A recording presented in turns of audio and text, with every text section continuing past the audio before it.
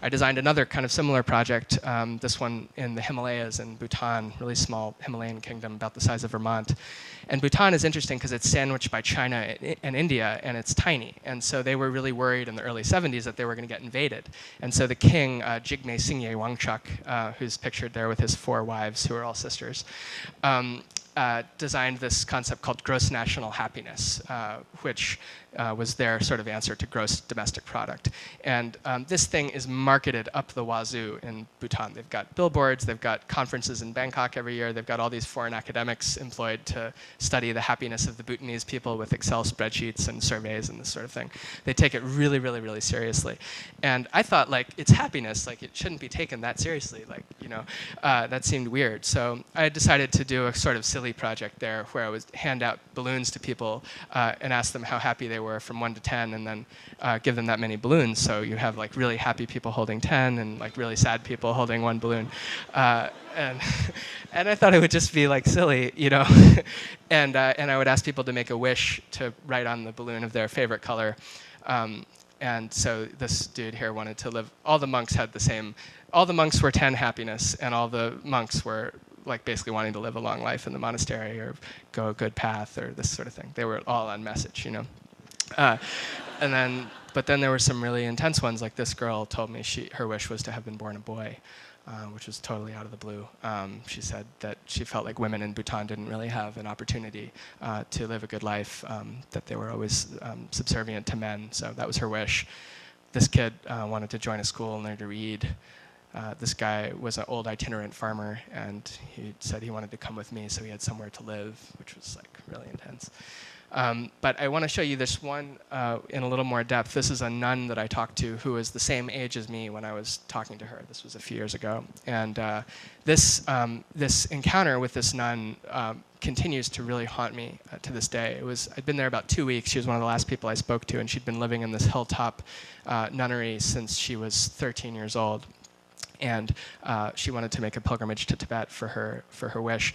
But she was incredibly articulate and funny and beautiful and felt like the type of person you could run into here in Brooklyn in a bar and like have a conversation with. But she'd been living in this nunnery since she was a little girl. And basically her grandfather had instilled in her a really deep fear of death and of going to hell, and he made her believe that the only way to avoid that would be to join a nunnery, and so that was her reason for joining. And so I was talking to her about this fear of death, and I'm just going to play you a bit of the audio from our conversation. So I'm really afraid to die. You're afraid to die? Afraid of death. You're afraid of death? Without religion, without dharma. Without religion? Yes. Are you still afraid of death now that you're here in the nunnery? No, of course, but not that much like before. Yeah. And as your life goes on and you meditate more, do you think you will become less and less afraid of death? Yes. That's your hope? Yes, definitely. Yeah. Yes. Yeah. And is that partially why you want to go to live in your cave? Yes. Yeah. And I have to see the truth. Yeah. So I asked her what her plan was. Like, we were the same age, and I said, you know, what are you going to do the rest of your life? Are you going to stay here in the nunnery? And she said, well, actually, when I turn 30 or so, I want to enter a hermitage. And I'm like, hermitage? Like a cave? And she said, yeah, like a cave, yeah. And people would bring me my food. And I said, how long do you want to stay in the cave? And she said, well, maybe until I die. So she wanted to spend the rest of her life in this cave, and so I'm just going to play you a little more audio from this part of the conversation. I think I cannot stay for 35. Maybe die. Maybe you'll die. Yes. Well, 10 years. 10 years Yes, even yeah. is a long time. Yes. Yeah.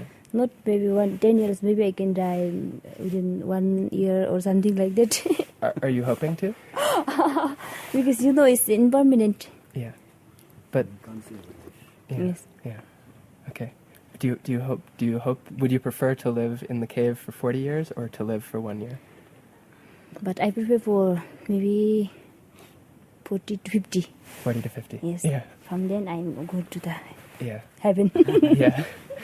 Yeah. Well, I wish you the best of luck with it. Thank you. I hope it's everything that you hope it will be. So, okay. Thank you again so much. You're most welcome.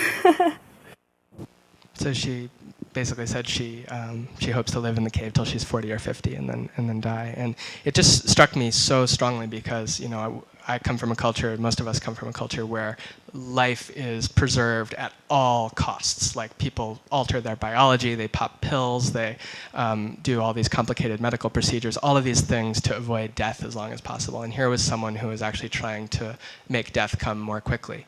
And it was just so strikingly opposed to my way that I'd been brought up.